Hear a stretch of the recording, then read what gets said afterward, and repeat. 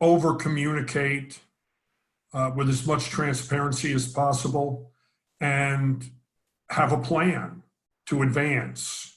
The most effective approach is to not only say what can't be done, but also what your solution is.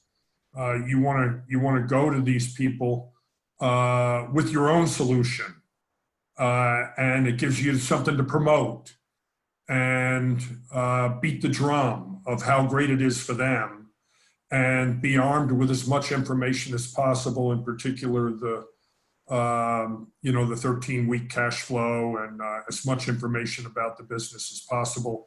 More is better in these circumstances. And finally, and we'll get into this in terms of things for CFOs to consider, that's what we're talking about. Self-serving comment, engage an advisor. I had experience with this in the 80s, early 90s, when everything melted down and we had a $500 million balance sheet that had to be unwound. And at Thanksgiving, I figured out we were going to be out of money by February and didn't know where to turn.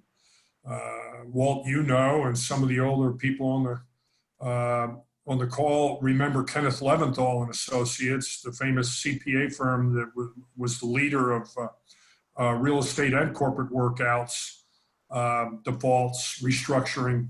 Then I called up Kenneth Leventhal in Los Angeles, and he answered the phone. And I spent an hour and a half with him, and then hired his Miami partner for $25,000, who taught me how to do it. And then my lawyer and I did all the workouts. We did about 14 of them. So, the value of an advisor in the circumstances can't be underestimated. I've mentioned it several times, having that tenant rep on your team in the context of the lease, and certainly your attorneys are key.